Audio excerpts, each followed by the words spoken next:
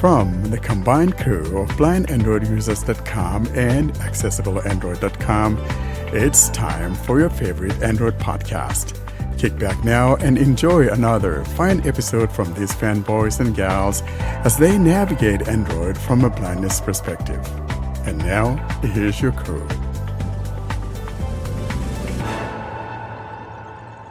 Hello and welcome to episode 218 of the Blind Android Users podcast. I'm Ed Green and I'm joined today by my co-hosts Kareem Kiwan, Sally Kunders, John Dyer and Warren Carr. And we're coming to you on Saturday the 8th of February 2025. In this week's episode, after any announcements, we'll be continuing the Android Basics segment where we look at apps we took a look at a few years ago to see what's changed since then. And this week it's text editors. And we conclude the episode with an unboxing, and Warren is going to show us the HMD Vibe. Well, I'll start with John this week. I think there's probably only one question for you this week, John boy. Chiefs or Eagles?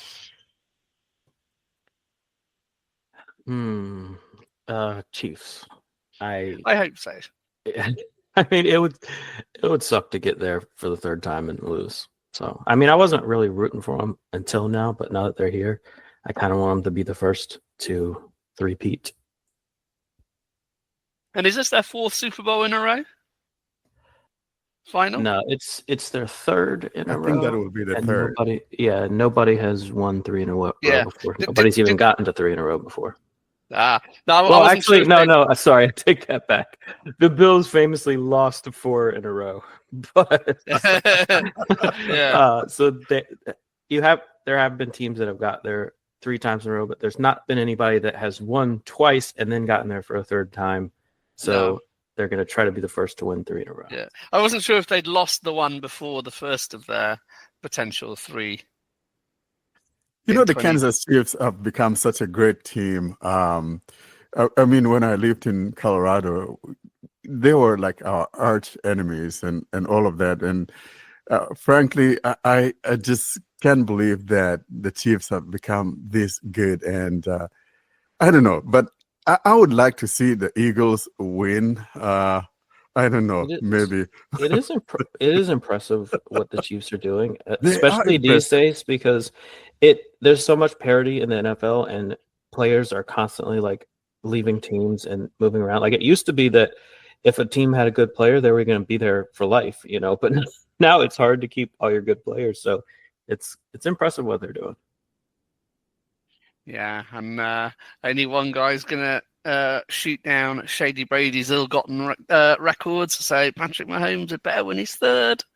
Well, it'd be his fourth, won't it? But his three-peat. Yeah, but you've got to give it to Brady, though. I mean, he's got the best record so far. We'll see what happens. I know, but he cheated. So we want him taken down. Oh, come on. I don't know why people don't like Brady. Deflategate. I like the guy. He's done really well. Deflategate. Anyway, and how are you, John? You all right? Yeah, I'm good. Good. Karine, how are you? I'm doing well. Things are good here. Actually, we were hoping for some snow, but we didn't get any snow. So, yeah, I'm just disappointed. Other areas got snow, but we didn't. It didn't reach the height that we are in. So, but yeah, we had some rain finally. And we are having a cold weather, which is great for this time of year. And things are going well. Good. It's cold here. It's very cold and wet, but no snow, at least not in London anyway. Sally, how are things in Samsung's fair city? It's definitely snowing here since early yesterday morning, and it feels beautiful. I was off from work yesterday, and it was even better. Yeah, and just staying home, watching football, and just chilling. That's the best. Good. And Warren, how are you? Seems like the snow is spreading around between Sally and I. You know what? That's what happens when you got great guys in the city. Of course, you got some snow in there to make it even better. So, yeah, it's been snowing here since maybe like Wednesday and then kids have like school delayed a long time yesterday. So, and it's going to be snowing again today. Right now it's though not too bad, 26 degrees out there. Ooh, Other than that, I'm loving it. I'm enjoying it and sitting in here and talking with you guys and looking forward to getting that tea. You are in minus Celsius numbers if you're at 26. So yeah, that is cold. I don't think it's quite that. It might be like 32 here Fahrenheit wise, but yeah, 26. That is icy. Yeah, it's chilly. How about you, Ed? You're doing okay. You're taking care of that girl out there. Yeah, Katie Kins is steady away. I think a few more appointments this week. I think it'll be a fairly long process. She's still pretty tired, but doing remarkably well considering she's up and about. She's able to get out, which is really good. So yeah, all okay. I think this week, and some of the follow-up appointments have started happening. So that's good. That's really good. Thank you so much. And now, the Android Basics segment. This is a segment where we discuss the things that power your device from behind the scenes. And now, here's this week's episode, Android Basics. And now we turn to our Android Basics section. As I said at the start of the episode, we are going back to some of the app categories we looked at 2 or 3 years ago to see what's changed. Obviously, new apps come on stream all the time. Other apps will have got updates. Some will have broken. Some will have got better. And this week, we are going to look at text editors. Warren, do you want to kick us off? Yeah, so talking about text editors, like you said, Ed, we started this category like 3 years ago, and we dealt with those text editors, and a lot has changed, and yet in the same breath, not a lot has changed. Kind of hard to explain what I'm talking about, but I'm looking at Google Keep, for example, guys. I don't know if I'm just dreaming or whatever is going on at my end, but I think that Google Keep has gone from good to bad or bad to worse, because was it last summer or the summer before, either the summer of 2023 or last summer 2024, for some reason we've been having that problem with Google Keep notes, where if you're taking down a note and you want to go back, deleting something, for example, and your screen reader is not reporting what is being deleted at all. Has it changed? Has it changed at anyone's end, or it's just it's just at my end? Sally, has it changed at your end, or it's still a good old same old? For me, it's the same old Google Keep. The only thing is, like, back in summer 23, I remember it was crashing for me when I wanted to delete a letter, and now it's not crashing, but it's not saying anything. That's really getting on my nerves. I haven't used it for a while, but I know the reason I stopped was not the deleted character thing. It was something like more annoying than that. But I don't even remember what it was. Hopefully they fixed it, whatever it was. Was it maybe about actions or something like that? I don't know. Does it even support actions? It never had an action, so well, it's the Google app, so no, it doesn't support action. Here's the problem, because we've got Keep Notes for quite a while, right? So I have lots and lots of, hundreds of notes in that app, and it's like the Kindle books where we were talking about. You have a lot of books in there, and then it's not behaving well, and yet a lot of your life is wrapped up in there, and then you're trying to figure out a way of trying to exporting this thing to the other editor, for example, and you're not finding an easier way of doing it, and it's just like an old habit, especially with me. So I try to use UpNotes, for example. However, now and then I find myself, taking notes in the Google Keep Note. Then I realize later on, oh no, this thing is not behaving well. And so what I've been doing of late is if I save something to Keep Notes, I also save it to UpNote, or even save it in Pocket, for example, if it's a URL that I'm saving. And so it becomes a problem because you're juggling 2 things or 3 things just to accomplish a simple task. And to me, I think that's a no-no. If Google could fix that, I think that would be neat, because the reason why we love the Keep Notes is not because it has anything extraordinary that other ones do not have, but it's that instantaneous synchronization between different devices is what makes people want to use the Keep Notes. At least for me, that's one of the selling points of the Keep Notes. Other than that, frankly, I probably would be throwing that thing to the dogs the way it is right now.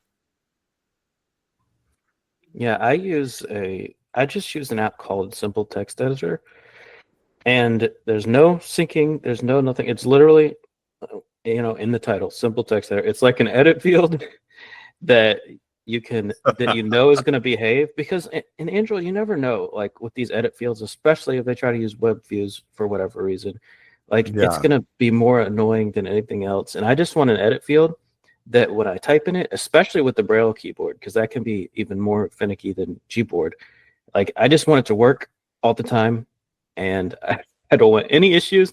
And then if I have to share, I just save it as a TXT file, and then I share it to whatever other device I want to edit it on. Like, to me, it's worth it just to be able to type like you should be able to type, without coming across any weird issues. So for you, it has to do with the typing experience, how the typing is going on. And I think that should be for everyone, really, because when we're typing something, you want that good experience, right? That's what it is. And if I'm not getting a good typing experience, then it's time to look for something else. But the synchronization, of course, is a second thing that comes through if you are someone that is going to be using it on other different devices. But most of the time, probably a lot of people don't have multiple devices that they want to view their notes on. And so this would be perfect. But in a place where we have, the computer, most people have the computer, have a phone, and you want to be able to just see those things right in there. And that's why this thing is good. But then with the behavior that it has, it's a problem. And talking along those lines, though, guys, how about the Keep Notes sister? What's that thing? Docs. That's a big elephant in the house. We need to talk about that big elephant. I got things to say about it, because I've got a tablet that I use it with a Bluetooth keyboard. So if you're using Google Docs with a keyboard, the experience is awesome, I should say that. But when you're in a touch screen and when you want to do text editing, things go worse, and you don't know where you are. You cannot really move through items. But if you're using a keyboard, it's really great experience. So you can even add headings, links, all sorts of formatting to your text. But this is not the case with using on your phone with a touch screen. So it's definitely a good experience if you're using with a keyboard. But in the other hand, no. So in other words, Sally, this thing is intended or primarily meant to be used with a keyboard. And I can see why, because when we look at Google Docs, we're looking at, hey, Microsoft, I'm looking at you. The whole idea was to try to give people an alternative way of managing things that are coming from Word, or if you don't have Word or anything of that sort. And so it would be no wonder that the keyboard support is better than what we have on the touch screen, because even with Microsoft Word on the touch screen, it's not very intuitive, is it? I've kind of been struggling with Word on my device because the experience is not as what you have on the computer. So they all seem to be not paying all that much of an attention to what happens on the touch screen. And I think that's where the problem lies, especially when you don't have a keyboard with you at that particular given time. So speaking of Google Docs, if you're using with a keyboard, it has a lot of keyboard shortcuts, even on your Android phone. So it's pretty good experience if you can use those shortcuts to insert headings, insert links, insert formattings, bold, italics, all this stuff. It's really helpful if you're using with a keyboard. But yeah, as I told you, on a touch screen, none of them works, unfortunately. Even if you want to read what's written, yeah, it's worse. So I forget use about it. reading. I use it with a touch screen, and it's odd, but I can do most things. Like, you just have to remember, like, for whatever reason, when you navigate, it kind of navigates as if you're using a keyboard, like, or as if you're in Windows or something. Like, if you go, like, say you go do the gesture to go to the next paragraph, then it will put you at the beginning of the paragraph and read that paragraph. Whereas, like, normally TalkBack will put the cursor at the end of the paragraph that it just read to you. So you just have to remember, like, it's odd, like, it just behaves differently. And especially with selecting things, you have to remember how it behaves, because it behaves completely different than TalkBack normally behaves. But I am able to do most things with it. But yeah, now that you mentioned the keyboard, I'm gonna start using the keyboard, because it sounds like it would be much faster than, like, actually bringing up the style controls and selecting heading and all that, because I do that with the touchscreen. And do you still have to navigate by using reading controls? Because I think you did in an edit field last time I looked at it. Like, you need to, like, set reading controls, say, to lines, and navigate by line. You can't swipe. Yes. Yeah, that's still the case, isn't it? And it actually does work with the Braille keyboard too, which is kind of nice. So, like, if you're in the Braille keyboard, it'll even, like, select by words or select by lines. You just, same thing applies, though. You have to remember that the behavior is different. Like, but yeah, the one thing that is a constant problem for me is what it won't do is copy.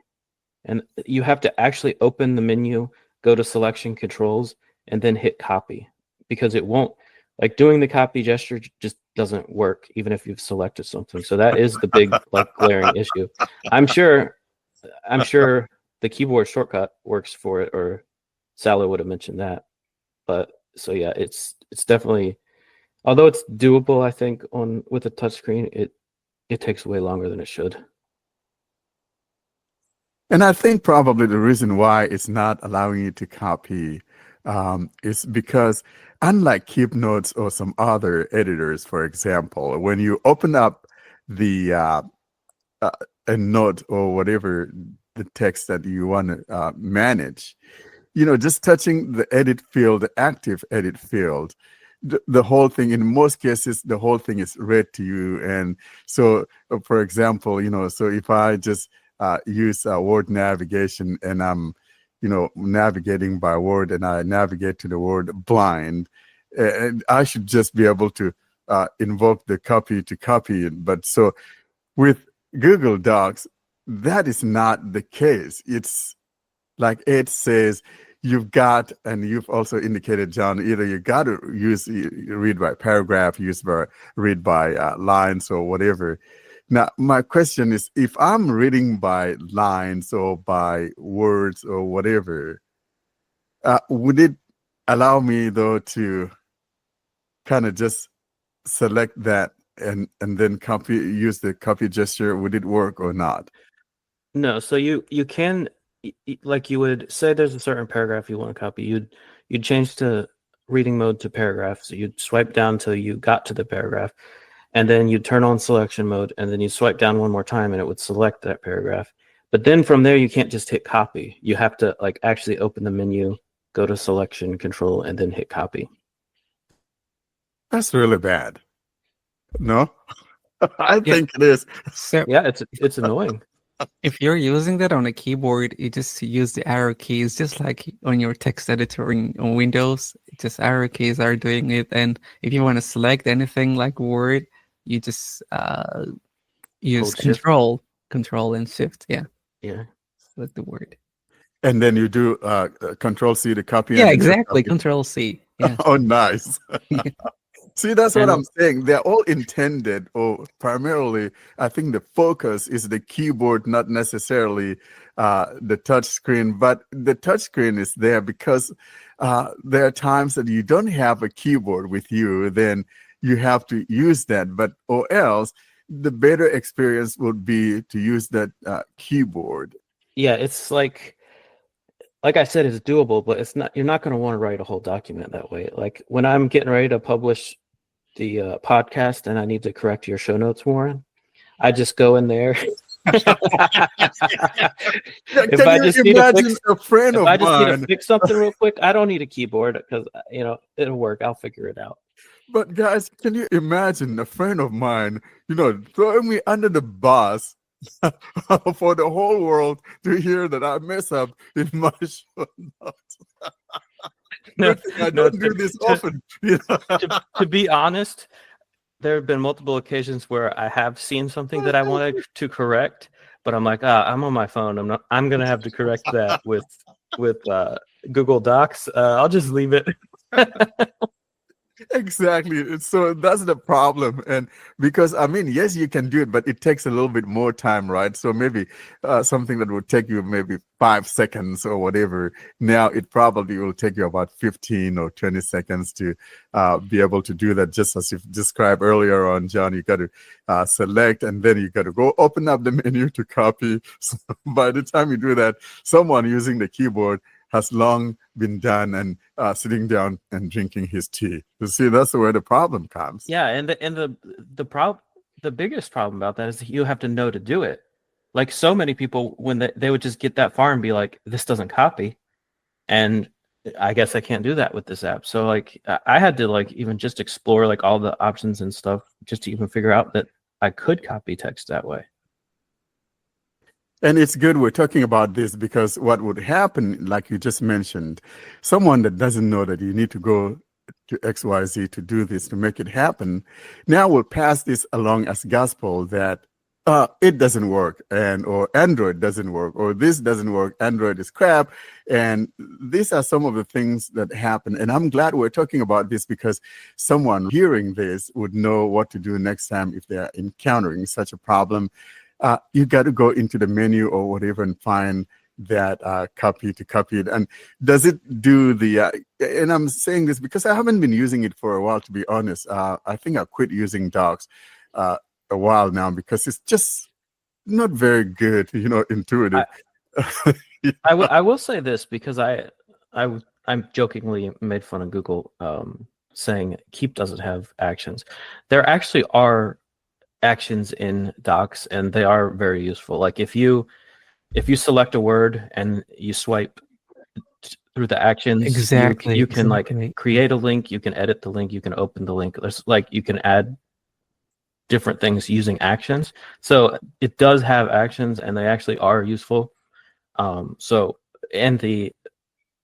If there is, I don't remember if there is a copy action, but if there is, I tried it and it didn't work. But most actions do work and they are helpful.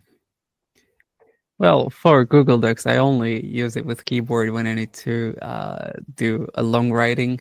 And for notes, since Keep Notes has an issue, I was talking with Warren earlier before starting the recording. I'm using Simplenote. This is a great app, but as Warren said, the issue is that I have a lot of notes on Keep Notes, so sometimes I confuse where I wrote that note. Was it on Google Keep or was it on Simplenote? And therein lies the problem. Yeah.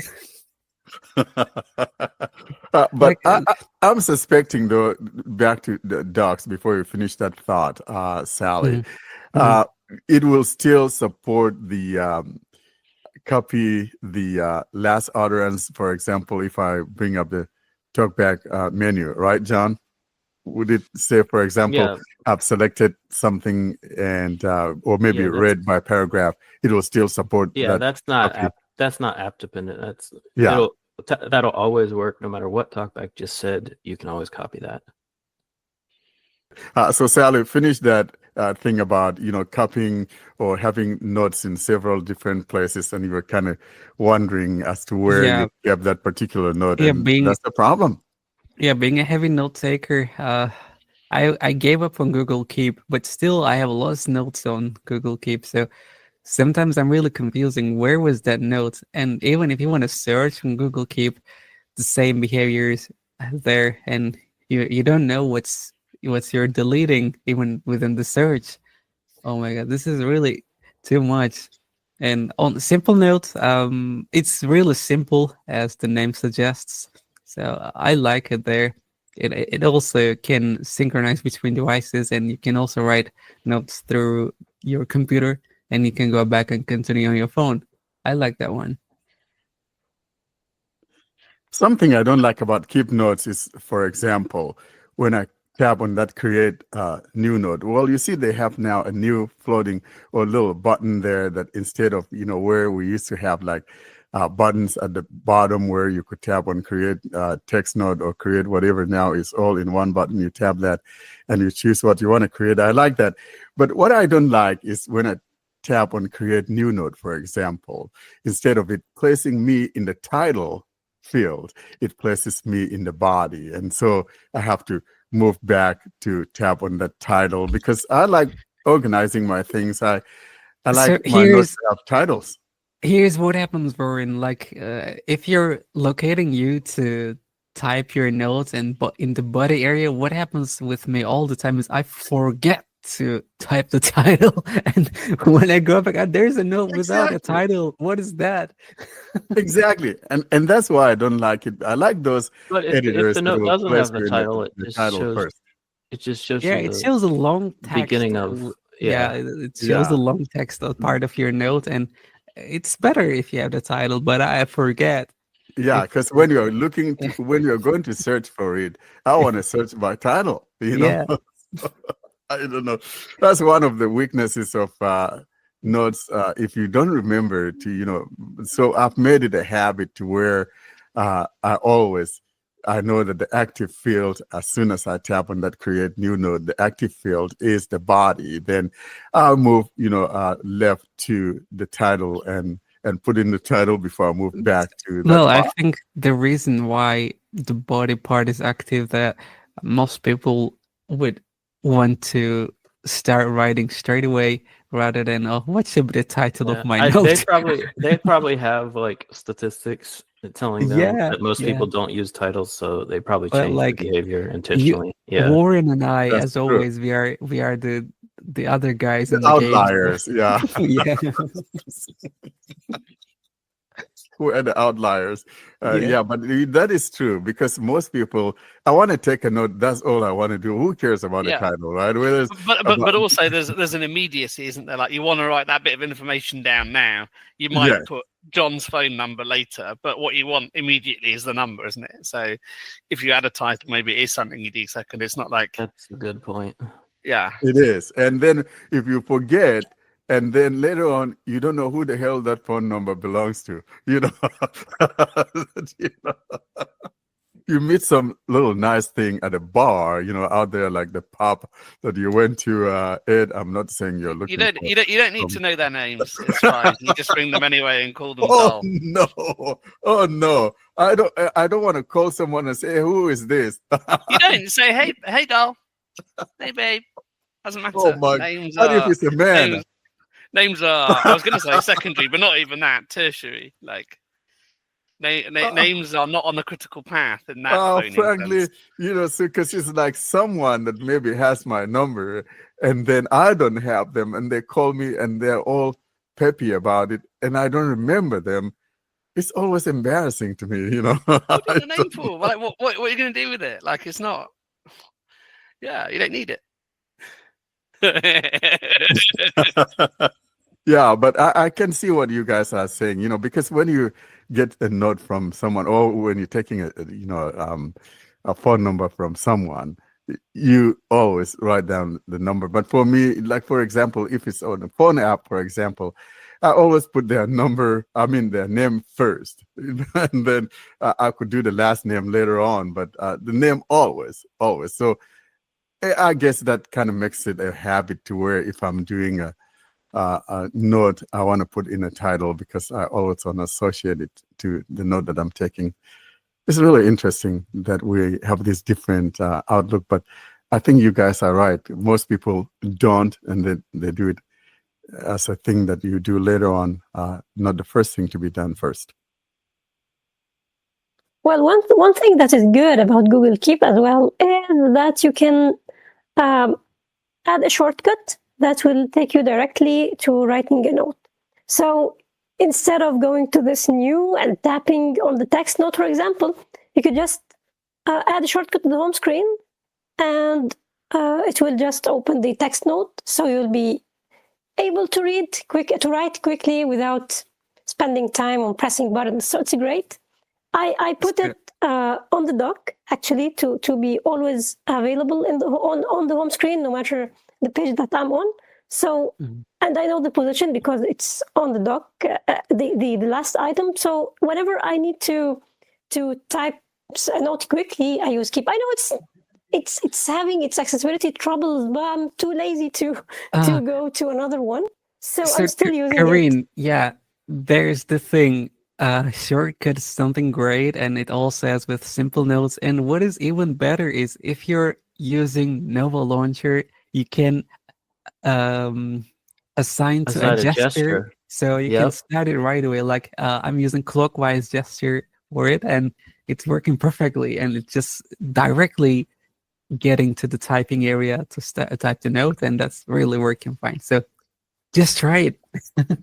That's good. I have to, but I'm too lazy, you know? Like, I'm used to Keep. Remember, I was telling you I'm so lazy to set up my launcher, and I got a backup from someone, and I'm moving over it. So should I send you my backup?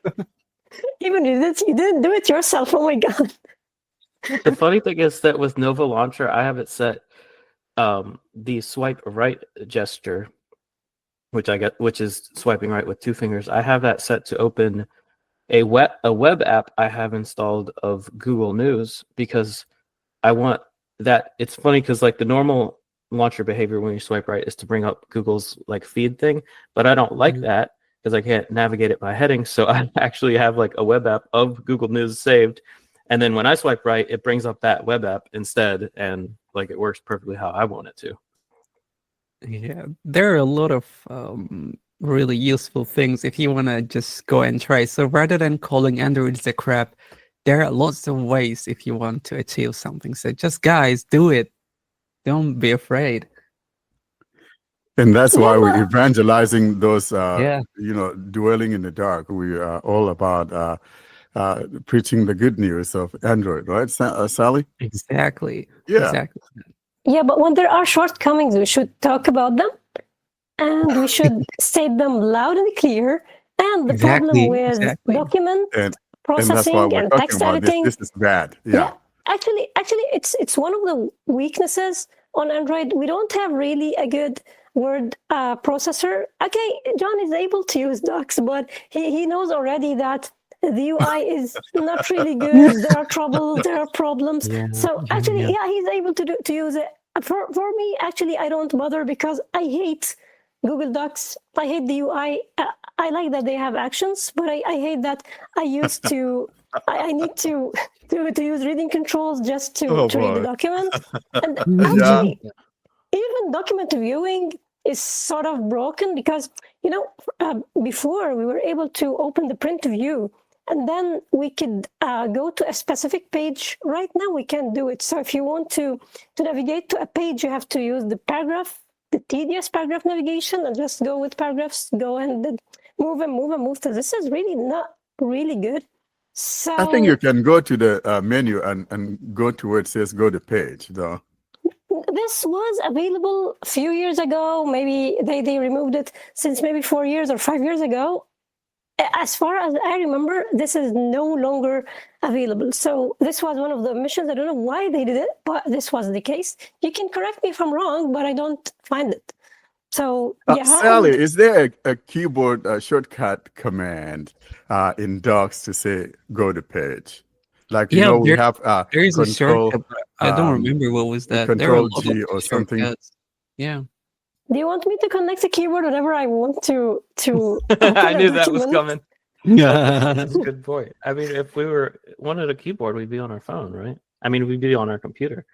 Exactly. But So while you're mentioning shortcomings, I should mention, because this is one of the most annoying, one of the more annoying things about Google Docs is that anytime you leave like the editing of the document for whatever reason, like to go to the menu, like I mentioned earlier, the next time you go back into the edit field, you're like in a random place that's different from where the cursor was before. I don't know why, but it's like never stays where it is, and you have to like start all over again. Like either go do a gesture to go to the beginning of the field or like navigate by paragraph or something, but it never remembers your position. That's probably the most annoying thing about it, honestly. Here's a radical idea for keyboard shortcuts, though. Have keyboard shortcuts on-screen keyboards. So you press Shift, okay, you find one with the Control key, you press that, and then you press the letter. How would that be? I wonder if there's a keyboard app that does that, now that you mention it, because that's a good idea. You should do that. Like, that's literally how it should work. Actually, I remember the blind accessibility keyboard used to have those keys, and I think even if you use the PC layout in keyboard, I think also the keys will be available, right? But I don't know if the shortcuts will work. I wonder if they work. We should try that. It should work. I don't know. That'd be good, isn't it? But it's still it still takes time. I mean, yeah, I know, but at least they'd be there then. So I use the PC layout, and it doesn't have like Control Alt and that kind of keys. It just has. Interesting. I mean, it does have all the other keys, so and that's why I use it. Like it has like the brackets and when you hit Shift, like all the keys become what they would be with Shift on a PC keyboard. But it doesn't have. But Shift is the only thing on there. There's no Control or Alt. So one other editor I will float, and I discovered that it existed for Android about 3 hours ago.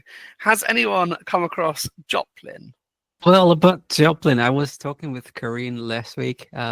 Said we should really help them make it more accessible, but we didn't start it already. So how do you like it so far? I mean, it's usable, isn't it? I mean, I'm sure it could be better. It's pretty okay. Yeah. Yeah. I mean, it's a markdown editor, isn't it? So you can do quite a lot of formatting, like if you want to code HTML and stuff, which not necessarily want to do on the phone, but it supports. You can sync. You know, it will sync with its own Joplin service, or it will sync with OneDrive and Dropbox. So yeah, on their Mastodon profile, they were saying that they're looking for visually impaired Android users to help them with their apps. Yeah. So guys, if you get some time, send them your feedback within the app. Just install Joplin note-taking app. It's a large app in terms of size, but it has a lot of promising features. And if they become accessible, they'll be a really nice alternative. But we shouldn't overstate how. Like it's not inaccessible, but like you can use it, you can write notes on it. Like it's not like cluttered with unlabeled buttons. It could be better. There's a slightly weird thing where a new note button shows, but it won't work until you expand and add a new button near the bottom of the screen. So like there's some quirky UI things they've got, but you can read notes. Deleting text, as we've discussed before, like it will echo, but randomly it will seem to stop deleting at the end of a line. I haven't quite worked out why yet. Sorry, at the start of a line, you delete backwards. But you can create a note, you can read your notes, you can edit your notes, you can sync your notes. It all kind of works. Like it could be better, but it's not. Like we've demonstrated more problematic apps than Joplin, I think, haven't we?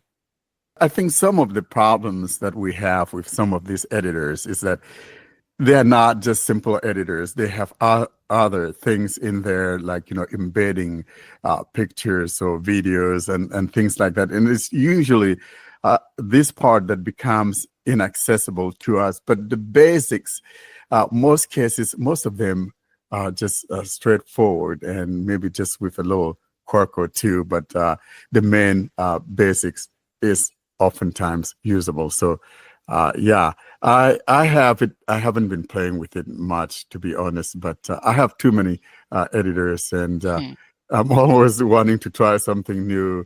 But my finding is that usually all those embedding of other items that are a problem to us, but not the basic note taking.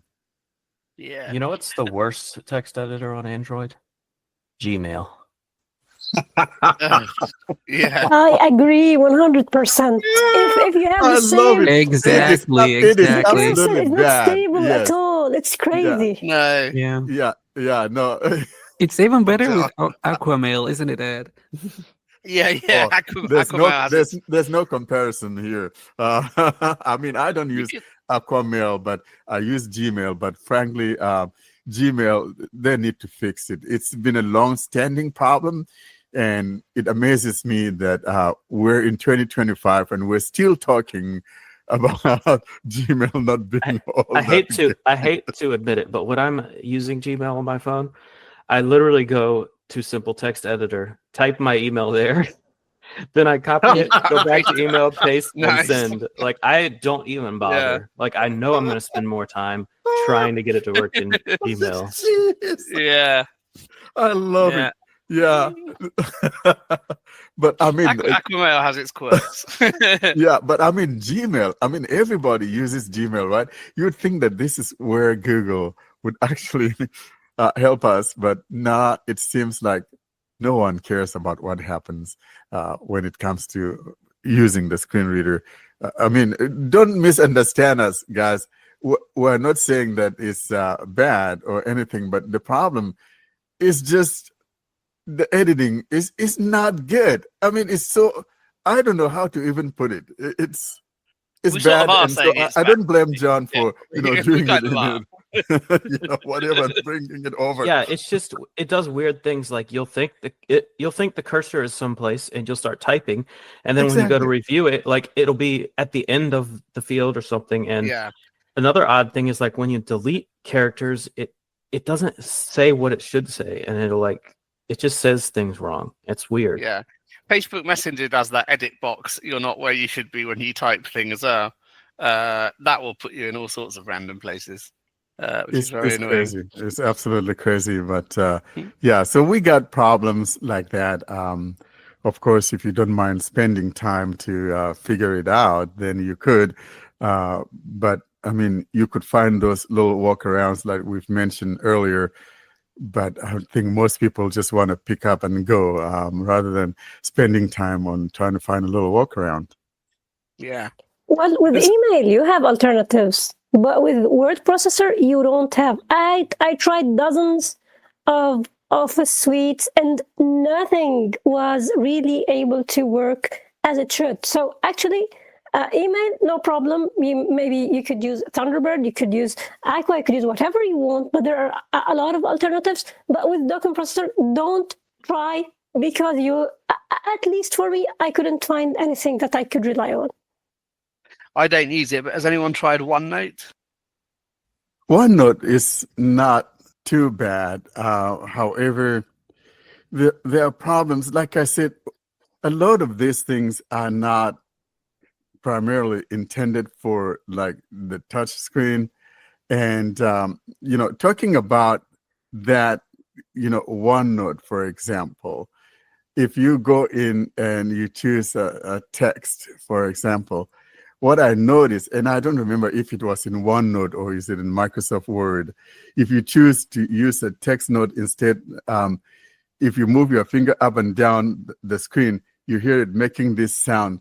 Like I can't even explain, and it's so annoying, and I can't believe that Microsoft has not corrected this. It's been like that for years, and every update I keep hoping something else has changed, and nothing has changed. So frankly, I don't use OneNote anymore. I don't. So did you guys use Evernote? I have Evernote, but I don't use it either. Yeah. You like it, Sally? Well, they were pretty much unusable in my opinion. I thought maybe it was making you tea, and I'm like, well, pour me some of that. No. I mean, if you're looking for something good, just go for Simplenote. Definitely a good app. That you demoed a couple of weeks ago. That's amazing. And this is what we're talking about, because a lot of these things, have their focus elsewhere, and is those areas that become just inaccessible to us, and it's not working. I hate to, touch something and I'm not knowing what it is. I have to tab on it to find out. Come on, it's no bueno. Yeah, but I want to clarify something. There is no real problem with note takers or even simple text editing. The problem is in serious word processing, like when you're trying to deal with a Word document, for example. Here lies the problem. But with note taking, you'll find good applications. Even Keep is usable, sort of, but actually with what I was trying to say about the thing that you won't find like a good app for is word processing. And Sally, just going back to Joplin, did they get in touch with you via Accessible Android? How did you find out they were after blind people to help them? I saw somebody's boosting their totem Mastodon, so that's how I came to know about they are looking for testers. So nice. They didn't contact me at all. Maybe we should instead. Yeah. No, yeah, definitely worth feeding back, because they could fix that. Some of their little quirks. An honorable mention, which is the Office suite that Microsoft has created, the Microsoft Office. Because if you want the worst editor, you have to use Microsoft Office. It claps loud and clear. Exactly, Karine.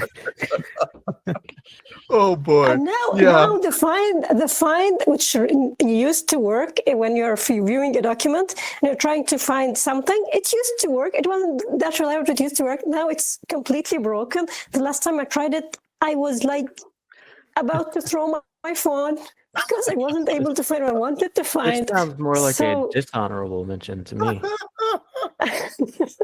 Yeah, but see, that's what I'm talking about.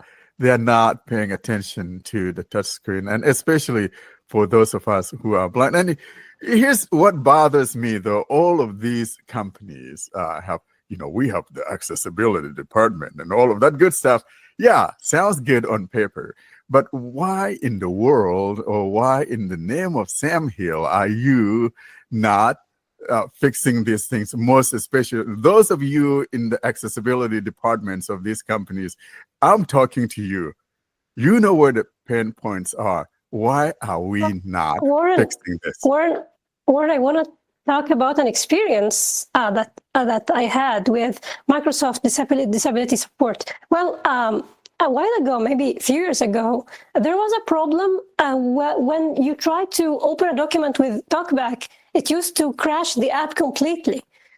So this was a terrible problem, and I was like, okay, what's the deal? I could just go and report this to Microsoft. So I was chatting, I think, with the representative, and I told them, yeah, this is an accessibility problem. They were like, okay, but we can't do anything about it. You have to send the feedback in the app itself. I was like, okay, but this is an accessibility issue. It's something very serious. It's not something like it's not something that you could ignore. And you are the accessibility people. You are the disability support. And they were like, no, we can't do anything about it. So I don't know why do they have the disability support, which should actually be for everything related to Microsoft, even the Android apps. So yeah, and the issue continued for months. I think literally they were like few months before they were able to fix it. But yeah, now we have our issues, but at least it doesn't crash. So that's what I'm talking about. If you're working in the accessibility area, my thinking, and maybe I'm an idiot, maybe I'm stupid, maybe I don't really understand what's going on, but my thinking is that, so we're talking about accessibility, and I'm not trying to be selfish here, because accessibility is not just about us, the blind, but I mean in general. But you would think that you should have someone in there that pays attention to what happens with your products, especially for those using screen readers, for example. So you got representatives that test your product with screen readers, and others test it with maybe magnifiers or whatever and things of that nature. And it shouldn't be that, you and I are finding these things out and telling them, and then they're telling you, oh, you should report it in the app or whatever, blah, blah, blah. What are they then doing? If you can't, reproduce something as simple as this and find it out, then frankly, I think all these departments, of course, my never to be humble opinion, a total joke.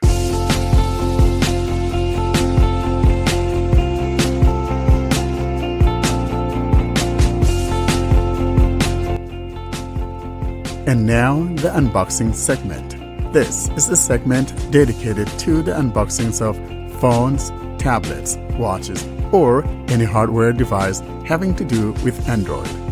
And now, here's this episode's unboxing.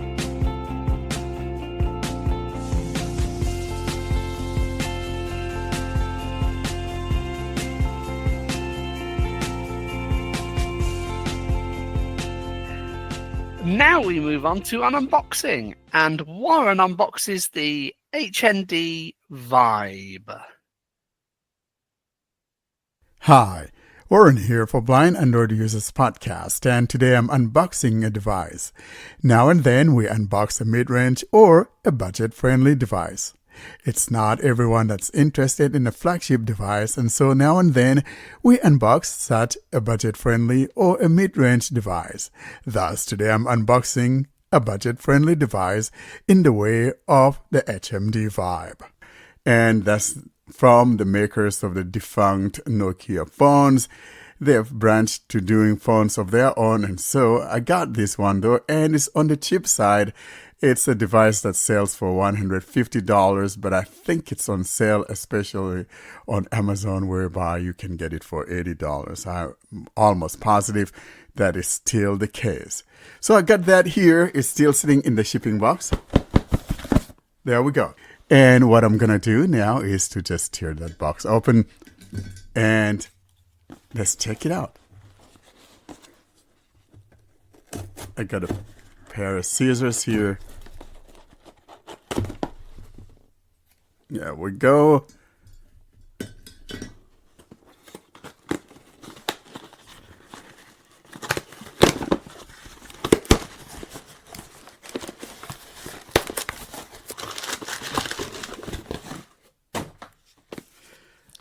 There's the box here, and I'm going to find the tabs if it has any. There we go. It has some tabs here, one at the other end and one at the other end. I might grab my pair of scissors here again to get that undone. Let's see. There we go. And there we go. All right. I think I got it.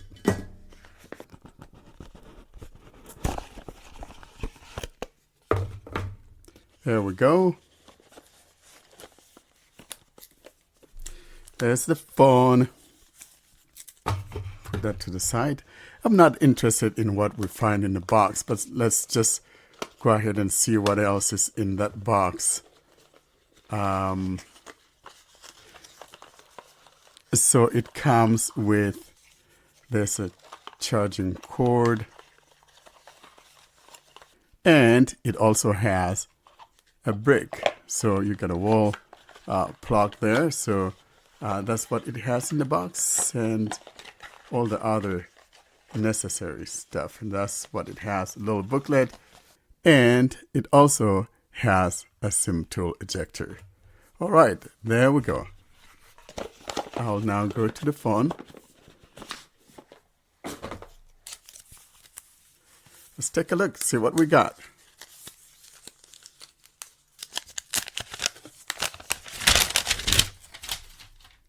There we go. I got the phone in my hand, and I believe that everything about this phone is plastic. I can feel it on the back. Both the back and the sides feel to me like they're plastic. And now let's look at the physical aspects of it. On the back, I'm talking about the camera. It has a big bump there on the right, on the top right part behind the phone. has a camera module in there. It has a 13 MP main camera and a 2 MP depth camera, and 5 megapixels for your selfies if you like taking selfies of yourself. Now let's look to the side of the phone. On the right hand side, we got the volume up and down volume keys up at the top, and then the power key below that. On the left side, I think it feels like a SIM card slot here. Let me double check that to be sure. Let me make sure that it is indeed the SIM tray. I'm going to grab a SIM tray ejector and check that out.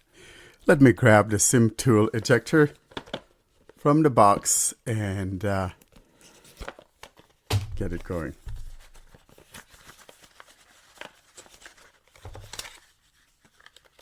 There it is.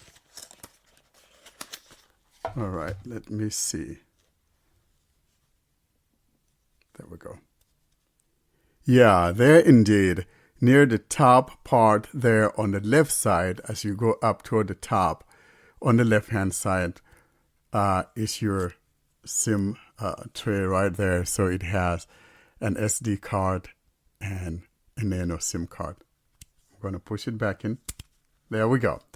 All right, now let's go to the top. To the top, I don't feel anything. We don't have any microphone jacks or anything like that at the top. At the bottom, however, here's what we got. On the left corner, there's a 3.5 mm headphone jack. And moving right, there's that USB-C port. And to the right of that, I believe that's the speaker grill and a microphone. So it has two mics. And then I can feel one down here. So one may be at the top here. I could feel a little indentation. That could be an antenna as well. So that's all that we have in the way of the physical descriptions. By the way, this is like a 6.5 inch phone, and it comes with either 6 or 4 gigs of RAM, and the storage is 128 or 64. I got the 128 version. As for the chip, though, this is being powered by the Snapdragon 680. Now, though, let's go ahead and turn it on, and I'm going to hold down the power. I felt a little vibration, and I let it go. And most importantly, I want to check this to make sure, though, that it supports accessibility out of the box. I hope it's not something that we are going to get stranded by not having accessibility. And I'm going to check both methods of enabling accessibility. In other words, I'm going to both hold down my 2 fingers to hear it telling me as to whether or not to continue holding the 2 fingers down to enable accessibility. And then I'll let go, and then I'll try the volume keys as well to see what it is. So now I believe I am on the setup screen. And first thing, like I said, I'm going to put my 2 fingers down. Here we go. I'm waiting. I let go. I'm going to try again.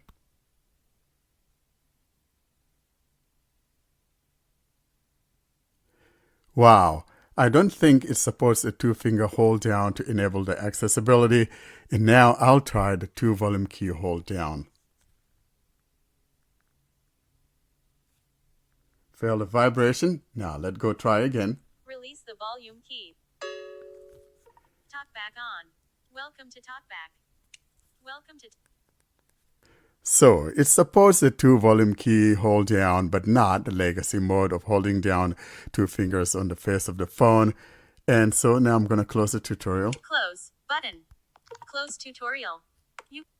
Close button. Double tap to activate. Allow Android Accessibility Suite to send you notifications.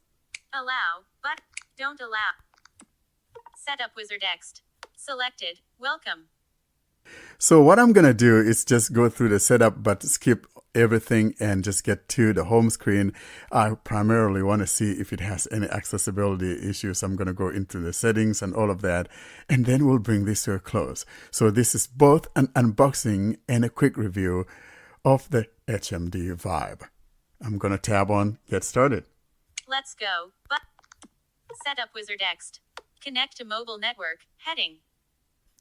I'm going to skip. Skip. Connect to Wi-Fi. Select a network. Set up offline. Button.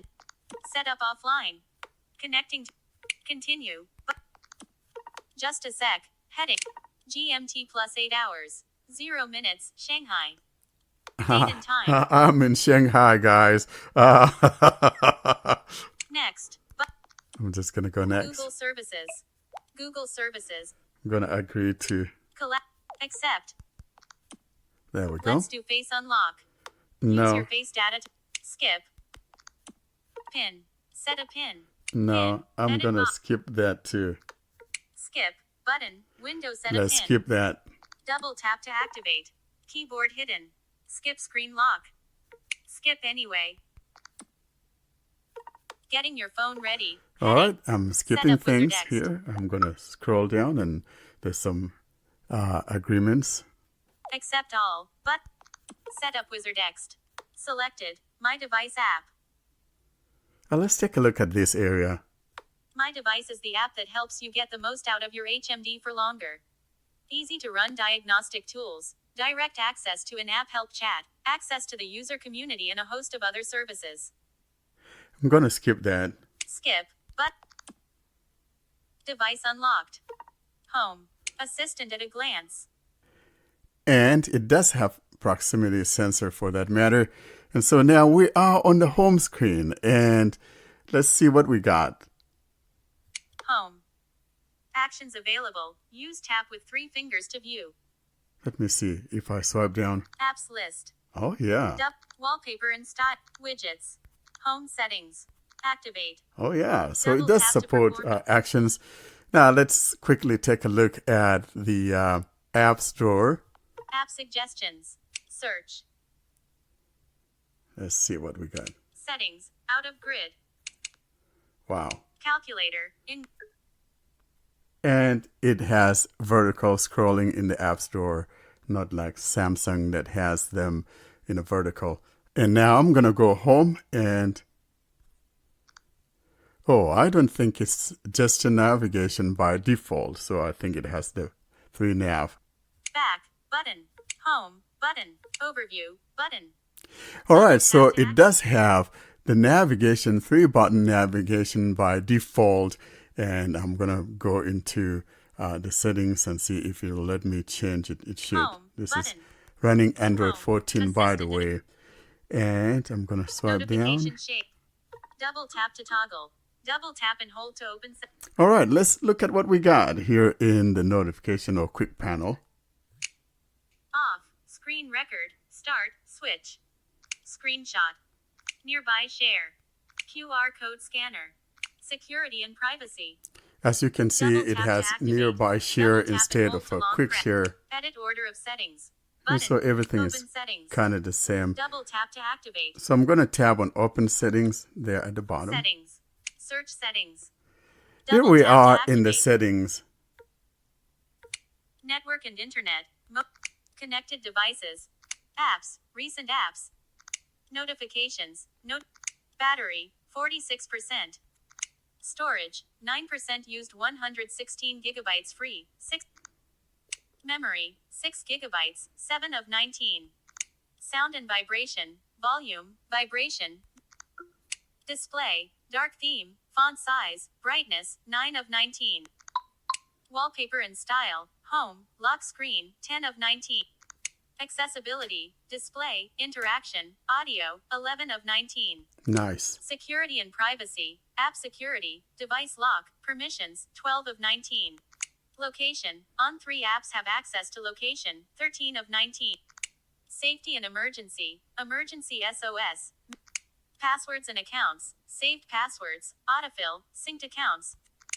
Digital well-being and parental controls. Screen time. App timers. Bedtime schedule. Google. Services and preferences. 17 of 9. System. Languages. Gestures. Time. Backup. 8. About phone. HMD Vibe. 19 of 19. And that's the Double last tap to item activate. in there. And to me, it sounds like a very nice device.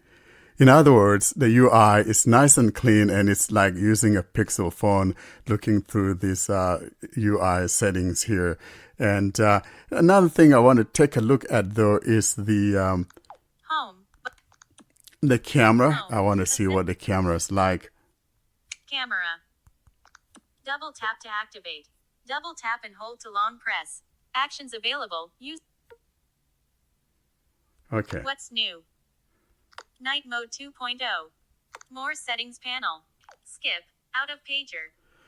Tap Double on tap. skip here. There we go. Allow camera to access this device's location. Selected. Precise. Radio button. Not selected. Approximate. Radio button. While using the app. Button. Out of. Allow camera to send you notifications. Allow. Don't allow. Button is now flash off. Button is now HDR auto. Camera. Unlabeled. Double tap to activate. Labels available. Use tap with 3 fingers to view. I'll now take a look at the buttons that we have here in the camera at the bottom. I'm going to be starting from the bottom left. Unlabeled. Button. That is unlabeled. Shutter. Button. The shutter is Double labeled. tap. Unlabeled. Button. The button to the Double right tap of to that is activate. unlabeled. So here we got 2 unlabeled buttons. One is to the left and one is to the right. And then the shutter button is in the middle. I'm going to take a picture of my microphone that I'm using in this recording. Shutter. Button. Window camera. Unlabeled. So let's see if the button to the left of the shutter is the gallery or if it's the right one. I'm going to tap on the left one first. Unlabeled. Button. Button is now flash auto. Oh, actually, that is a selfie. So the left button is a toggle for the back or front camera. I can see my ever handsome face in there. You know, Sally and I get better looking every day. I can see myself in there. I'm going to tap that again. Unlabeled. Button.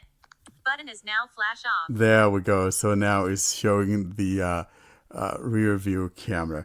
I'm going to tap on the one to the right of the shutter. Unlabeled. Photos. There we go. Photo taken on January 31st, 2024, 4 hours, 13 minutes, and 34 seconds p.m. It says it's taken Double on tap to January activate. 31st. Double tap I and didn't say hold the to date long and time, press. so it's kind of speeding me through. I'm going to see, though. Photo taken on January 31st, 2024, 4 hours, 13 minutes, and 34 seconds p.m. Wow. All Double right. tap to activate. Now I'm going to Double go tap- back. Back. But. Camera. Unlabeled. Home. Home. So that's what we have there. We can see that the camera has 2 unlabeled buttons. Actually, I should have gone into the settings. Let's go into the settings quick and see what we have. Home. Camera. Double tap to activate. Now, let's look at the buttons near the top and see if we see the settings in there, starting from the top left. Settings. Button. There's settings Double tap moving to the activate. right. Google Lens. Button. That's the Google Lens. Double tap. Selected. HDR auto. Button. And one more Double button tap to to the activate. top right corner. Selected. Flash off. Button. Double tap to All activate. right. Those are the buttons there on the top part of the phone. I'm going to tap on the settings on the top left. Settings. Button. There's Double our tap settings. To activate. Let's see what we got in the settings. Watermark. Row 1. Column 1. Grid. Column 2. Level meter. Row 2. What's new? Column 2. 1. 1. In list. 4. 3. 16. 9. Full. Off. In list. 3s. 10s. As you can Double see, tap to I'm activate. coming across Double tap and items hold that to I long don't press. understand what they're all about. Well, as you can see, the camera is not all that very accessible. So my advice will be that if you're getting this phone, you're better off getting something like the Open Camera app, for example, in order to be Screen able off. to take advantage of using something like the face detection. Let's look at something one more time and then we'll be done. 4:19 p.m. Device unlocked. Home. Assistant at a glance. Actions available. Use tap with 3 fingers to view. Let's go in here and see if it has any finger reader or not. So I'm going to go into the settings. Notification. Quick settings.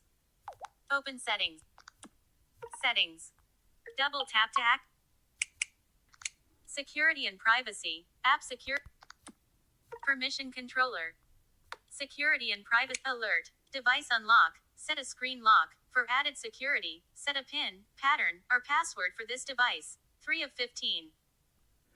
So from all indications, it appears to me like the Vibe does not have a fingerprint reader. Instead, it has that basic face unlock that we saw earlier. And I think that would conclude this quick unboxing and a quick overview of a review of the HMD Vibe. Thanks for listening. So, post-unboxing, Warren, have you done much with it?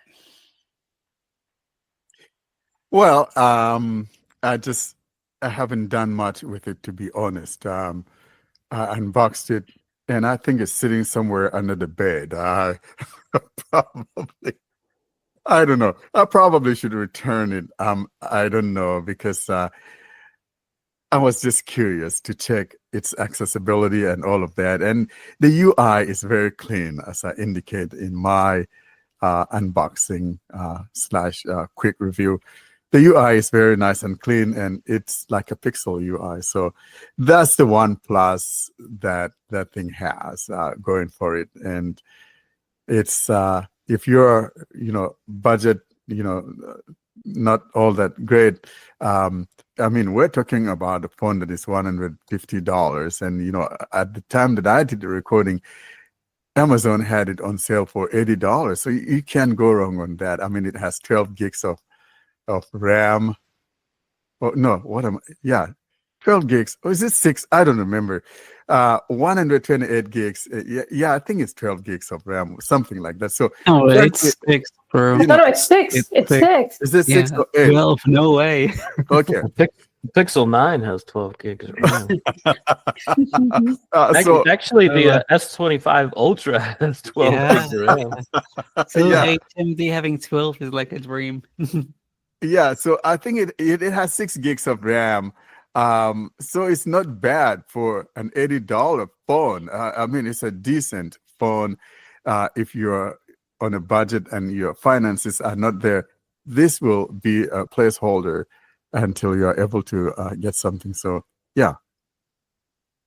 Well, I think the opposite, actually, because I can't recommend the phone for several reasons. First of all, it doesn't have a fingerprint sensor, which is an odd thing. Actually, many phones, even the low-end phones, have sort of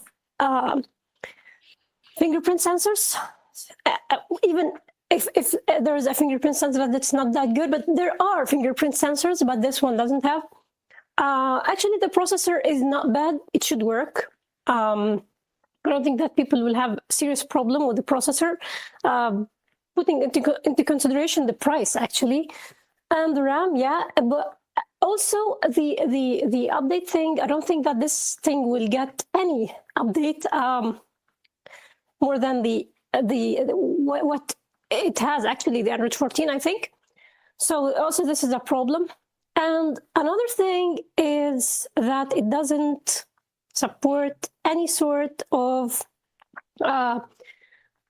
positioning systems other than the GPS, which is also odd, actually. Yeah, most people will use GPS, but it's good to have other like another positioning system supported, because there are times that, for example, here there was an issue where during the war we were having problems with the GPS due to the war, and so this was an issue, and some people are able to deal with it by using other positioning systems.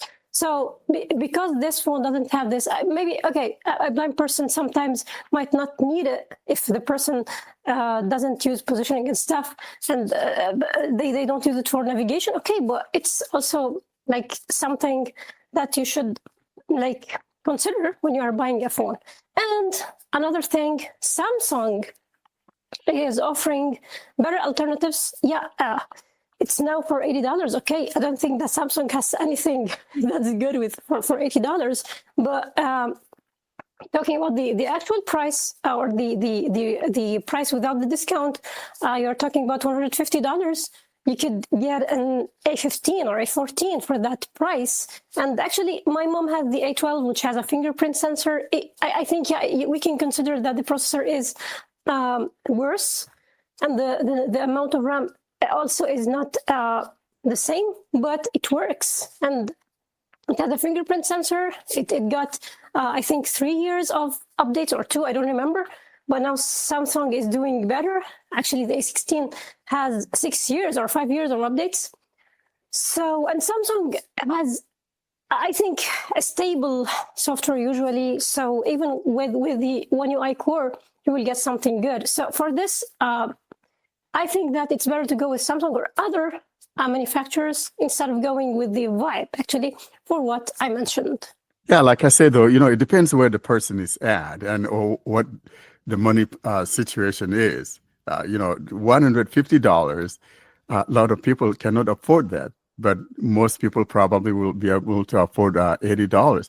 And I kind of found it rather strange that they actually didn't include the fingerprint in there, as I indicated in my unboxing, that it doesn't have a fingerprint. Of course, they have a stupid face unlock. I don't want to use a face unlock, but they could at least put in the capacitive fingerprint in there. And while you are talking, I just checked the price. It's still at $80. So I think it's probably a permanent cut. But it depends on the Samsung device. I've seen some Samsung A series that this phone is better than some of the A series, especially if we're talking like the A03s or the A11s and all of that. Probably you're actually better with this one. But like you indicated, they have better software support. So it all depends on what your money situation is. So this is why we have alternatives. And I know we're talking about the Vibe, but Karine, you were talking about the A12. How was talkback on the A12? Was it okay? Was it slow? Well, it is slow, but not really a deal breaker if you just consider what you're paying. So it's one of the Snapdragon 400 thing processor. I don't remember the exact name, and it's an old phone actually. So what you're getting,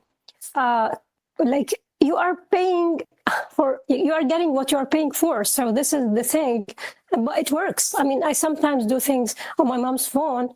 You can easily notice the difference between my phone, for example, and her phone, but things are doable. There is not so much of a wait or something. So I think for a person who is on budget, they could use A12 without serious troubles. And they could also use a newer phone like the 13, 14, 15, or even the newly released 16. So it's usable, I think. And the Vibe, Warren, I mean, for that sort of RAM and processor, I mean, Karine's pointed out some of the limitations, but kind of responsiveness-wise, that'd be all right for $80, you think? You wouldn't get frustrated with it? Yeah, no, I wouldn't mind it. And, most especially, it's not a bad processor either. We're talking about Snapdragon 680 here. So 600 series is a very good processor. So I will take that over the 400 series. So Karine has a bad vibe, Warren has a good vibe, or at least an okay vibe, but the vibe still might be going back to the shop. It's still a vibe. And it's still going back to the shop. Yeah. I love it. Ed, this is why we love you on the podcast. It's a vibe, right? Vibe. Yeah, vibes. Oh, $80 vibes. Yeah. Excellent.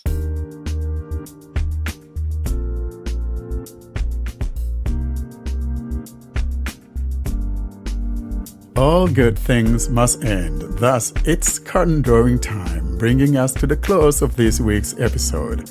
Coming up, though, we give you information on how to get hold of us.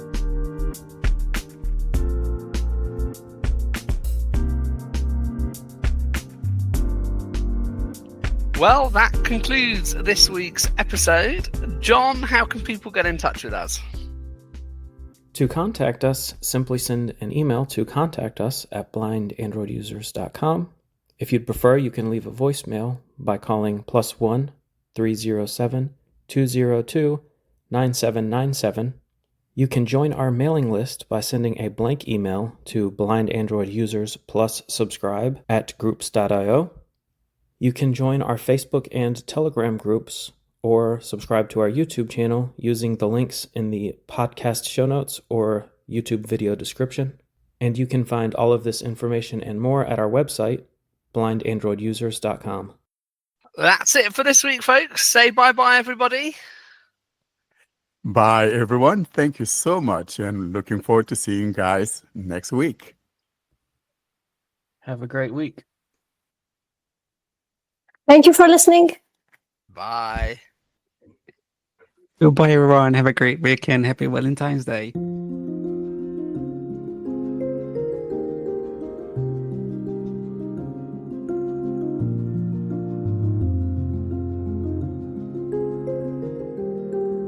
Thanks for listening to another episode of the Blind Android Users Podcast. Until we see you next week, don't forget to leave us your comments and suggestions via our email contact or using any of our social media sites. Have a great week.